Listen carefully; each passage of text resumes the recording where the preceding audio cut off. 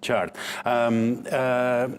Zoti Çapuni, doja opinionin tuaj fillimisht, si keni parë ju personalisht lëvizjen studentore, por edhe më gjerë në Serbi, dhe cili është perceptimi që është krijuar në Republikën e Malit të Zi për sa i përket asaj çka po ndodh në Serbi? Faleminderit pyetjen. Atëherë, ta bëjmë një përqasje të shkurtër se ajo se çfarë ka ndodhur gjatë këtij viti. Pra, është nisur një lëvizje anti-Vučić, është nisur një lëvizje qytetare, nëse mund ta quaj ashtu, me disa qëllime të mira, dhe nga fillimi i shkurtit, pra atëherë filluan për të na dalë në pak edhe disa agenda të tjera dhe disa klithje anti-shqiptare, të cilët faktikisht kanë treguar që Serbia ende nuk është pjekur, as nuk ka bërë demonstracion dhe që ende ka disa qëllime të vakta ose të qëllime të tjera për të shtrirë influencën e vet dhe për ta kapur influencën e vet brenda Ballkanit dhe më gjerë.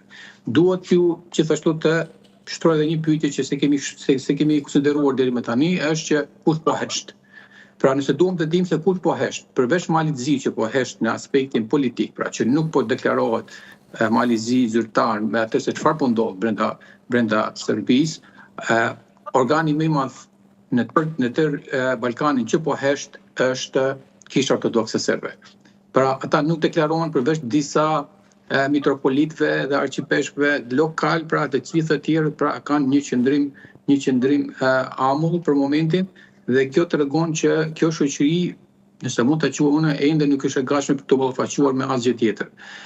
Përveç shtatmadhërisë, pra, aty kemi disa interese të tjera të mëdha, nëse mund ta quajmë kështu, edhe amerikane ose perëndimore, sepse një pjesë të madhe të industrisë ushqimore, duke përfshirë këtu edhe fabrikën Bambi, Knjaz Miloš, Imlek etj., janë të vlera nga askush tjetër por nga Alex Soros. Dhe këto janë fatikisht pjesë të kapitalit politik të cilën Aleksandar Vučić e ka, krahas përkundër këtyre protestave të cilët po i vijojnë, dhe është duke luajtur këtë biçozë me letra të forta në dorë. Qartë.